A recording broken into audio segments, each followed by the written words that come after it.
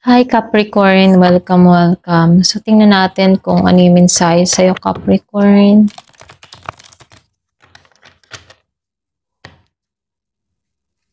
Give me the message for Capricorn.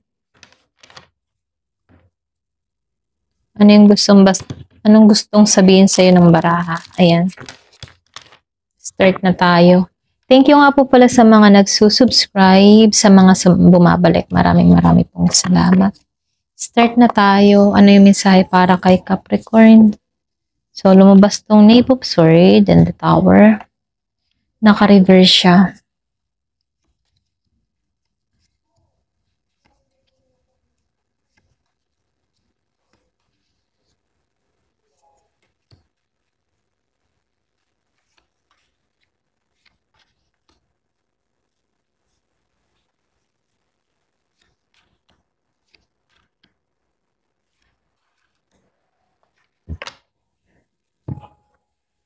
So, dito Capricorn, nakikitaan ko dito, sinubo ka, pero tumibay yung loob mo.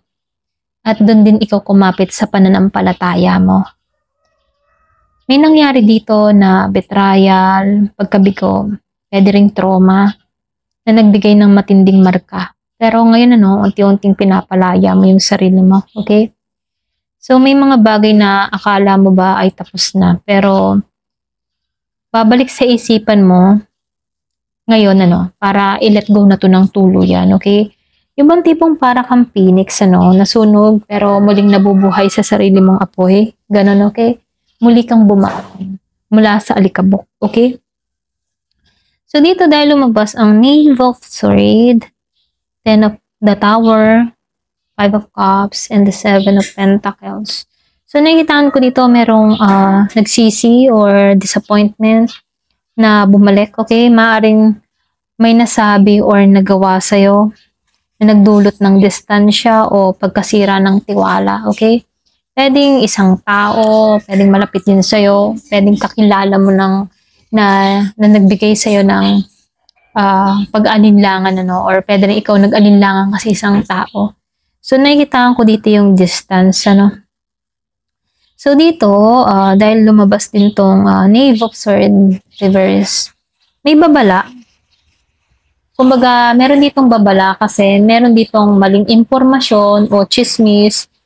Mag-ingat ka sa mga taong nagmamasid o nagsasalita ng hindi totoo.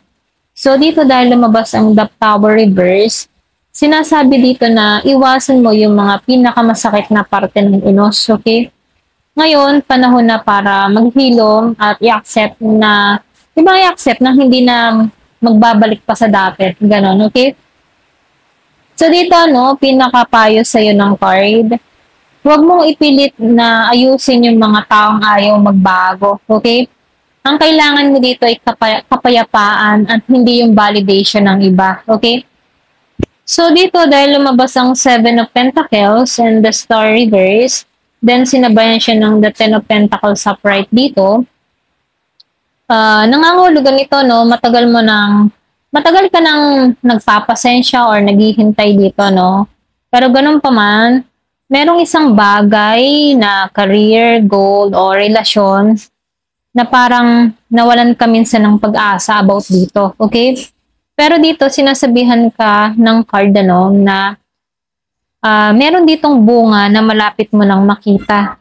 Lalo na sa mga material na bagay, pwedeng sa pamilya or pwedeng sa stability dito sa Ten of Pentacles, So, yung mensahe lang dito, hindi agad dumarating pero darating ito sa tamang oras.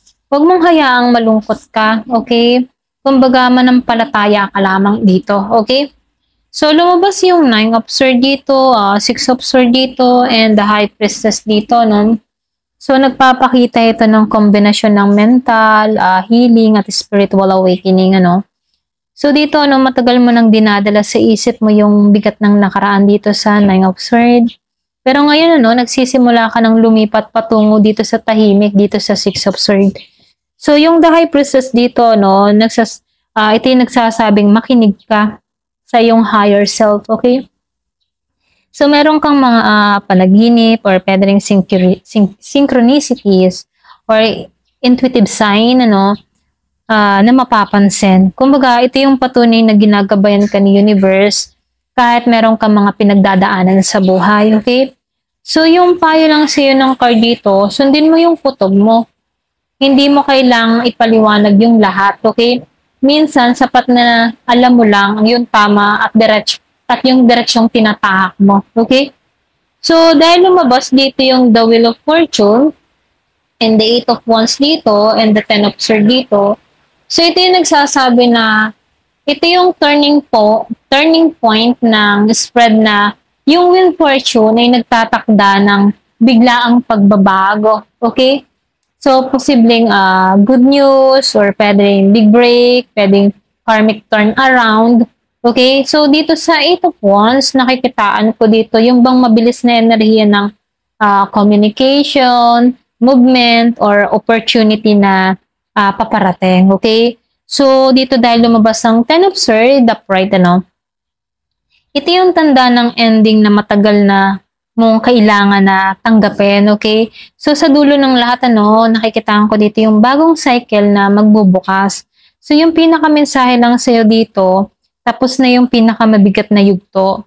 Sa halip na matakot,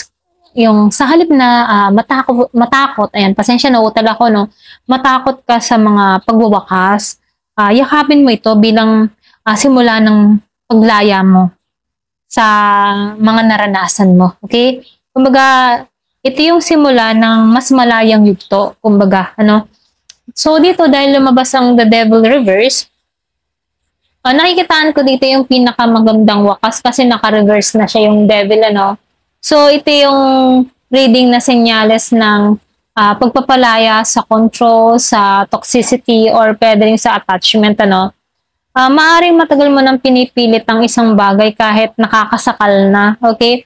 Ngayon, natututo ka ng bitawan to.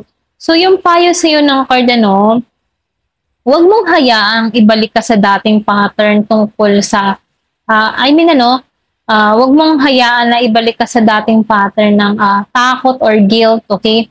So, yung kalayaan mo ngayon ay pinaghihirapan mo. Protektahan mo to, okay? So, yung kabuuang mensahe lang naman sa'yo rito, Capricorn, nakikitaan ko dito yung araw na ito ay tungkol sa pagtatapos ng sakit at pagbabalik ng kontrol sa sarili. Okay? So, may mga bagay na kailangan mo ng bitawan upang may bagong biyaya na pumasok, Meron ditong karma na umiikot na pabor sa iyo. Basta piliin mo lang manatiling tapat, matatag at tahimik sa mga laban mo. So, yung mensahe lang sa'yo dito, yung nakaraan, ay hindi mo na kailangang buhatin pa, okay? Natapos na yung unos doon. Kumbaga ngayon, ikaw, narito ka na sa kapayapaan mo, okay? Ayan, hanggang dito na lamang po. Thank you for watching. Love and peace.